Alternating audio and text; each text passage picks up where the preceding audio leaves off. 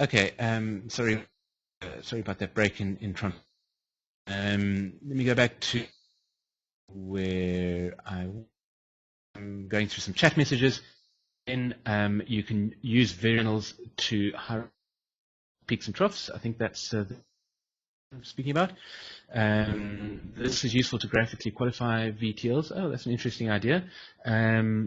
How to rationally define trading channel. Alain, the trading channel is the channel of the cycle that you set as your trading channel in your trading settings. It's a simple. In terms of choosing your channel, that's a long, complicated thing that you need to look at. Look at our users manual. You'll see this discussion there about how to choose trading channel.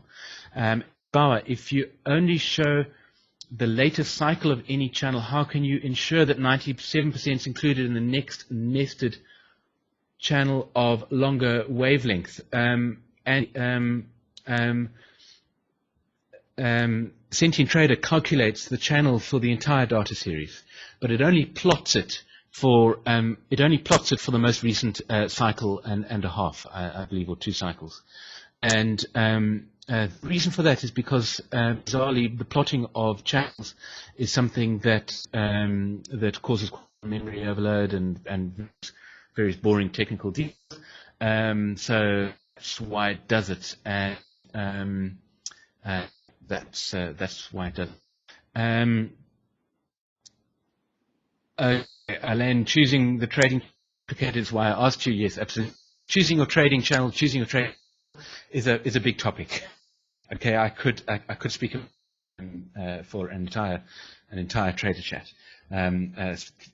Which I'm 45 minutes into this. Not very far through the material, but let's keep going. All right, so I've spoken about channels, creating channels, and nested channels, and how nested channels, the important parts about nested channels are when the channels come closer together and when they form troughs in and of themselves. Troughs in and of troughs in a channel are obviously often not very easy to identify. So let's put up a few more channels here, and we can talk some of the implications of the channels. There we go. Right, and let's zoom in here. So we know that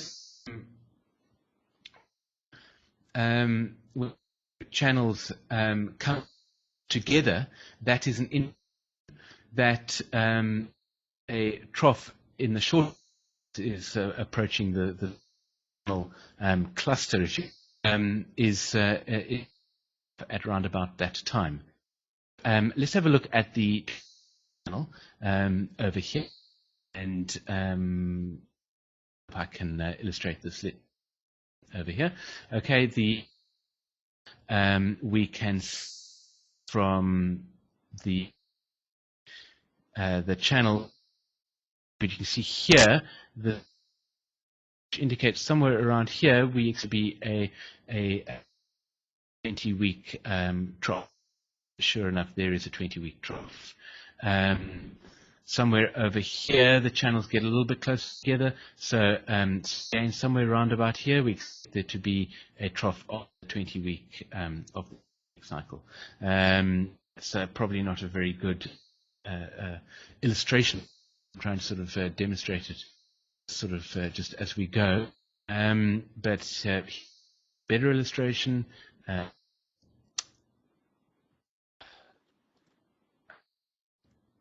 Right.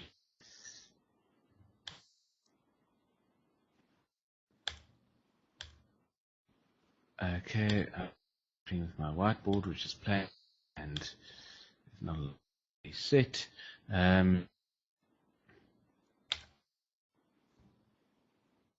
So, all right. It's the 40-week. As you can see, to the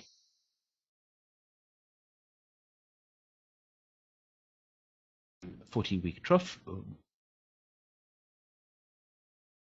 The 18-month channel has drawn closer to the 50, which indicates that this is most likely trough of the 18 months. Channels work. There's another question. SPY will not be low 8 by end of October. So it's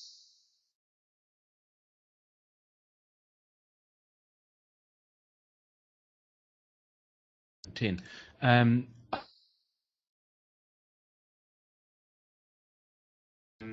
Let me zoom out to the longer picture. The answer to that, who asked that question, Callum. The answer to that, Callum, is that does not mean the software does not expect that the market will be lower.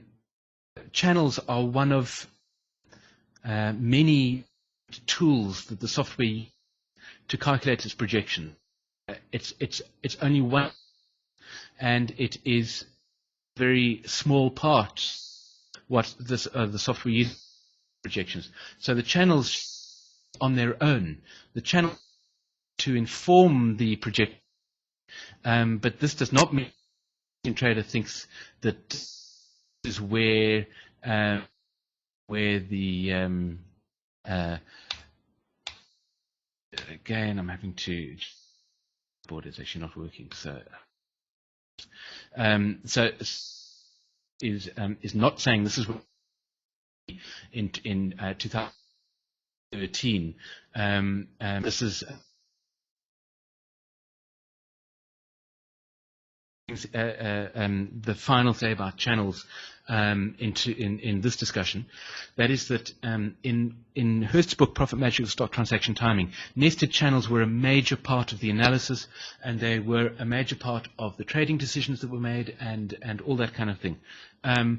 When Hurst published Cycles course, he hardly ever mentioned channels. He mentioned a dominancy envelope, and that was it. He never mentioned nested channels. He never did any of that.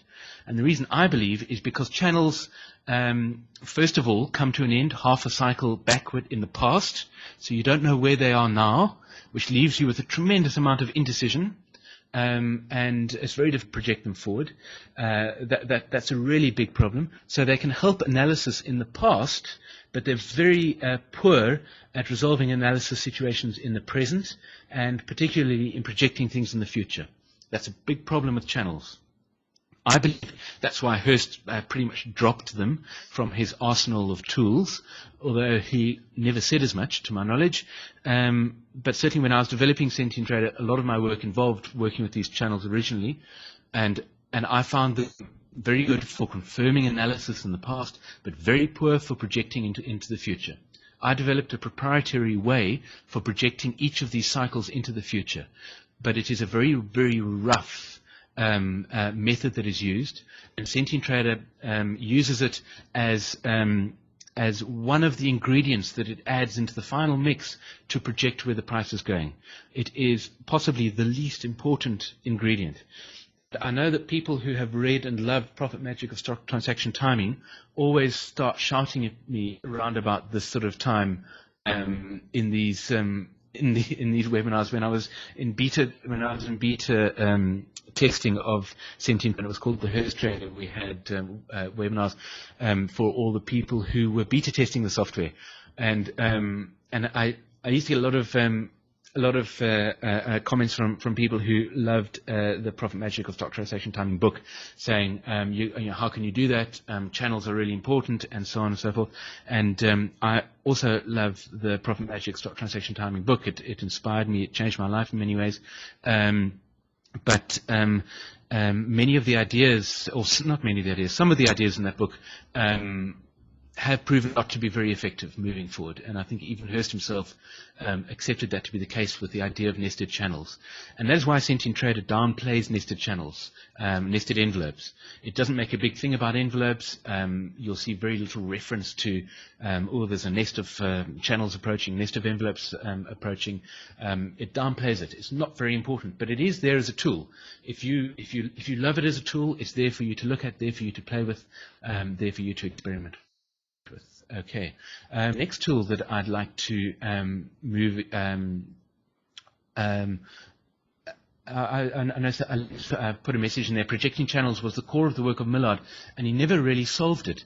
Absolutely, Alain, and that's something I would love to spend a lot of time talking about. And I'm pleased you've mentioned his latest book, which was published posthumously, Future Trends from Past Cycles, where he tackled that issue again. In terms of projecting channels, and as you say, it was the core of Millard's work, was projecting channels forwards. I believe he never really solved it, and I was saddened reading that book, Future Trends from Past Cycles. It was published posthumously, and I believe that he died towards the end of writing it, and I believe it wasn't very well edited, and that saddened me a bit because it didn't round off his work properly, and anyway, that's a whole separate. Thank you for mentioning that. It's an interesting book, Future Trends from Past Cycles, and I think in some ways it demonstrates how the projection of channels doesn't really work. Anyway, we're talking about Sentient Trader, so let's move on. The other thing that Hurst used tremendously in Profit Magic of stock transaction timing was what he called the half span and full span moving average. I won't dwell on it, but basically what you do is you create a moving average which is displaced backwards, and you make one which is calculated over half the span of a cycle, and then you do another one which is calculated over the full span of the cycle, in other words, the cycle's wavelength,